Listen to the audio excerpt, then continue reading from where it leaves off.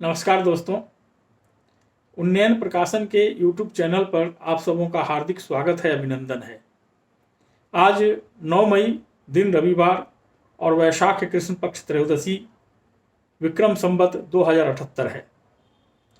आज की शुरुआत मैं मशहूर शायर मुनव्वर राना की इन पंक्तियों से करना चाहूँगा कि लबों पे उसके कभी बद्दुआ नहीं होती, बस एक माँ है जो कभी खफा नहीं होती।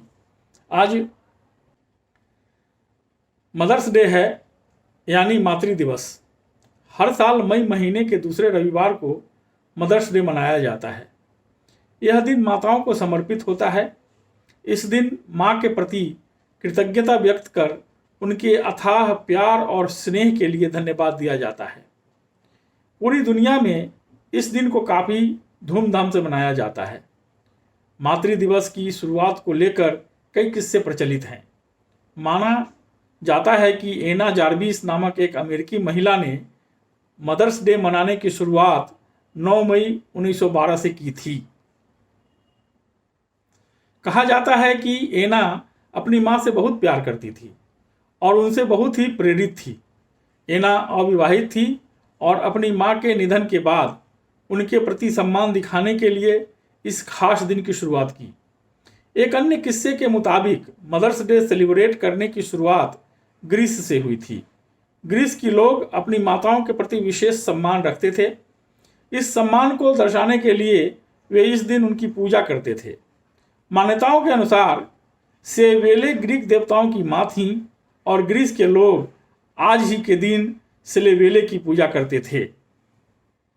अब सवाल उठता है कि मई के दूसरे रविवार को ही मदर्स डे क्यों मनाया जाता है, किसी खास दिन क्यों नहीं?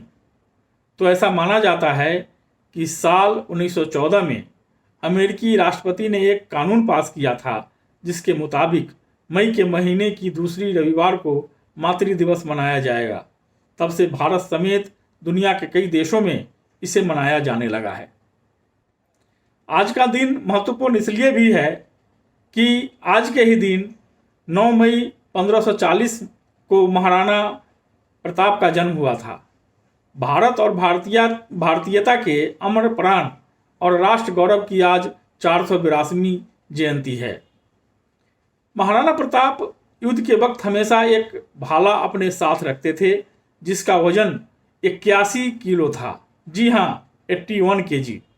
वह इस भाले को एक हाथ से नचाते हुए दुश्मन पर टूट पड़ते थे। युद्ध के वक्त महाराणा प्रताप 72 किलो का कवच पहनते थे। इतिहासकारों के अनुसार महाराणा प्रताप के भाले, कवच, ढाल और 2 तलवारों का वजन कुल मिलाकर 208 किलोग्राम होता था। महाराणा प्रताप के हथियार इतिहास के सबसे भारी युद्ध हथियारों में शामिल है।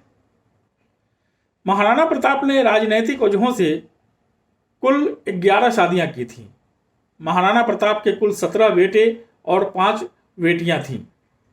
वे अक्सर 10 वाक्य अपने जीवन में उतारते थे और लोगों को भी, अपने अनुयायियों को भी कहा करते थे कि समय इतना ताकतवर होता है कि एक राजा को भी घास की रोटी खिला सकता है। मनुष्य का गौरव और आत्मसम्मान उसकी सबसे बड़ी कमाई होती है। इसीलिए इनकी सदैव रक्षा करनी चाहिए। अपने और अपने परिवार के साथ जो अपने राष्ट्र के बारे में भी सोचते हैं वही सच्चे नागरिक होते हैं। तब तक परिश्रम करो जब तक तुम्हें तुम्हारी मंजिल न मिल जाए। अन्याय और अधर्म का विनाश करना पूरी मानव जाति का कर्तव्य है। जो अत्यंत विकट परिस्थिति में भी हार नहीं मानते हैं वो हार कर भी जीत जाते हैं। जो सुख में अति प्रसन्न और विपत्ति में डर कर झुक जाते हैं उन्हें न तो सफलता मिलती है और न ही इतिहास उन्हें याद रखता है। अगर सांप से प्रेम करोगे तो भी वह अपने स्वभाव के अनुरूप कभी न कभी डसेगा ही। शासक का पहला कर्तव्य अपने राज्य का गौरव और सम्मान बचाए रखना होता है। अपना गौरव, मान मर्यादा और आत्मसम्मान के आगे जीवन की भी कोई कीमत नहीं है। मुगल वास्तुकला का सर्वश्रेष्ठ उदाहरण ताजमहल आज के ही दिन 1653 में बनकर तैयार हुआ था। एक आकलन के अनुसार उस समय इसकी लागत लगभग 32 लाख रुपए आई थी, जो अभी अनुमानित रूप से 52,800 करोड़ रुपए के बराबर है। ताजमहल पर पारसी और इस्लामिक कला का अच्छा खासा असर है। आज के ही दिन 1866 में गोपाल कृष्ण गोखले का जन्म हुआ था। गोखले जी को वित्तीय मामलों की अपार समझ और उस पर अधिकारपूर्वक बहस करने की क्षमता से उन्हें भारत का ग्लेडस्टोन कहा जाता है। राणा डे गोपाल कृष्ण गोखले के गुरु थे और गांधी जी गोखले को अपना गुरु मानते थे। हाल ही में डीआरडीओ की lab institute of nuclear medicine ने डॉक्टर रेड्डीज लेबोरेटरी की मदद से बनाई गई कोरोना की ड्रग 2 डीऑक्सी डी ग्लूकोज को drugs controller general of India ने इमरजेंसी अप्रूवल दे दिया है। इस दवा के ट्रायल में मरीज के ऑक्सीजन लेवल में भी सुधार होना बताया गया है।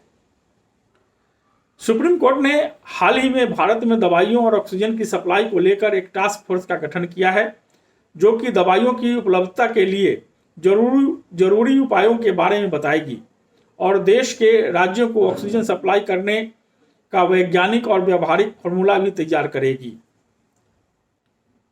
Central board of secondary education CBSE ने हाल ही में स्टूडेंट्स के लिए मेंटल हेल्थ से जुड़ी परेशानियों में मददगार होने वाला मोबाइल ऐप दोस्त फॉर लाइफ लॉन्च किया है, जो कि 9वीं से 12वीं तक के स्टूडेंट्स के लिए उपयोगी है और यह ऐप गूगल के प्ले स्टोर पर उपलब्ध है। हालांकि बोर्ड ने पहले ही छात्रों के लिए टोल फ्री नंबर भी जारी किया है। टेनिस के महान खिलाड़ी राफेल नडाल को Laureus world sportsman of the year 2021 के अवार्ड से सम्मानित किया गया है, जबकि जापान की नाओमी ओसाका को sports women of the year पुरस्कार से नवाजा गया है। जाने माने म्यूजिकल कंपोजर वनराज भाटिया का निधन हो गया। श्याम बेनेगल के साथ 94 वर्षीय वनराज भाटिया ने 2 दशक से अधिक समय तक काम किया। वेनेगल की फिल्म अंकुर, निशांत, मंथन, भूमिका, मंडी के अलावा उनके धारावाहिक यात्रा और भारत एक खोज के लिए उन्होंने संगीत दिया था। उन्होंने समानांतर सिनेमा में दिए गए अपने संगीत से काफी नाम कमाया था। भारतीय शास्त्रीय संगीत के साथ पश्चिमी शैली का मिश्रण उनकी पहचान रही है। उन्हें वर्ष 1988 में आई फिल्म तमस के लिए बेस्ट म्यूजिकल डायरेक्टर का नेशनल अवार्ड से सम्मानित किया गया था। विदित हो कि तमस भीष्म शाहनी द्वारा लिखा गया एक मशहूर उपन्यास है। 2012 में उन्हें पद्मश्री से भारत सरकार ने सम्मानित किया था। विश्व भर में चोरी की गई सांस्कृतिक संपत्ति की पहचान करने के लिए हाल ही में इंटरपोल ने एक ऐप लॉन्च किया है, जिसका नाम IT आर्ट है। यह गूगल के प्ले स्टोर पर उपलब्ध है। रेगुलेटरी फाइलिंग के मुताबिक IT फर्म HCL टेक्नोलॉजी को वित्त वर्ष 2019-20 की चौथी तिमाही में 3,154 करोड़ रुपए का मुनाफा हुआ है, जो कि पिछले वर्ष से 22.8% ज्यादा है। विदित हो कि पिछले वर्ष इसी अवधि में कंपनी का लाभ 2,568 करोड़ रुपए था।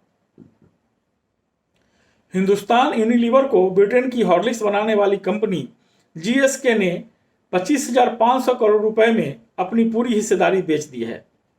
ब्रिटेन की GlaxoSmithKline Hindustan Unilever में अपनी पूरी 5.7% हिस्सेदारी करीब $3.35 बिलियन के शेयर में बेची है। अमेरिकी फर्म विस्टा इक्विटी पार्टनर्स ने भारत की मुकेश अंबानी की रिलायंस जियो कंपनी में हाल ही में 2.32% हिस्सेदारी खरीदी है। इस डील की कीमत 11,937 करोड़ रुपए है। इस डील के बाद रिलायंस जियो में हिस्सेदारी खरीदने वाला विस्टा दूसरी कंपनी बन गई है। उत्तर प्रदेश सरकार ने हाल ही में कोरोना वायरस मरीज द्वारा किसी अन्य व्यक्ति को जानबूझकर संक्रमित करने वाले व्यक्ति को उम्र कैद की सजा देने का प्रावधान यूपी लोक स्वास्थ्य एवं महामारी रोग नियंत्रण अध्यादेश 2020 को मंजूरी दे दी है। भारतीय रिजर्व बैंक ने डीबीएस बैंक इंडिया लिमिटेड अर्थात डीबीआईएल के साथ विलय के बाद आरबीआई अधिनियम के तहत दूसरी अनुसूची अर्थात शेड्यूल 2 से लक्ष्मी विलास बैंक को बाहर कर दिया है। विदित हो कि अधिनियम की दूसरी अनुसूची में उल्लिखित बैंकों को अनुसूचित वाणिज्यिक बैंक के रूप में जाना जाता है। Lakshmi Vilas bank yes bank के बाद दूसरा निजी क्षेत्र का बैंक है जो इस वर्ष के दौरान किसी न किसी संकट के कारण बाहर हो गया है। ज्ञात हो कि लक्ष्मी विलास बैंक का मुख्यालय चेन्नई में है और इसकी स्थापना 1926 में हुई थी। यूरोपीय अंतरिक्ष वैज्ञानिकों ने हाल ही में पृथ्वी से 1000 प्रकाश वर्ष पूर्व दूर एक नए ब्लैक होल की खोज की है, जो कि अभी तक का ज्ञात पृथ्वी से सबसे नजदीक ब्लैक होल है।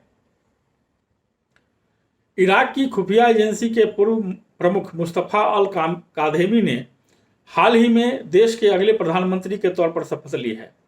इस समय इराक भी कोरोना वायरस से जूझ रहा है। इसके साथ ही इराक में 5 महीने से चल रहा नेतृत्व का संकट खत्म हो गया है। रूस ने कोरोना की सिंगल डोज वैक्सीन बनाने में सफल रहा है, जिसका नाम स्पुतनिक वी है। स्पुतनिक वी के लाइट वर्जन कोरोना वैक्सीन को भी मॉस्को के गमलेया रिसर्च इंस्टीट्यूट ने तैयार किया है। दोस्तों, अभी भी कोरोना का खतरा टला नहीं है, इसीलिए बेवजह घर से बाहर न निकलें, प्रोटोकॉल का पालन करें, स्वयं सेफ और स्वस्थ रहें और दूसरों को भी स्वस्थ होने के लिए ईश्वर से प्रार्थना करें। आज के लिए बस इतना ही। कल फिर मिलेंगे नए नए टॉपिक के साथ। मेरे चैनल को लाइक करें, सब्सक्राइब करें और हाँ, बेल आइकन को दबाना न भूलें ताकि मेरे नवीनतम वीडियो आप तक बेरोक टोक पहुंचता रहे। तब तक के लिए नमस्कार, जय हिंद, जय भारत।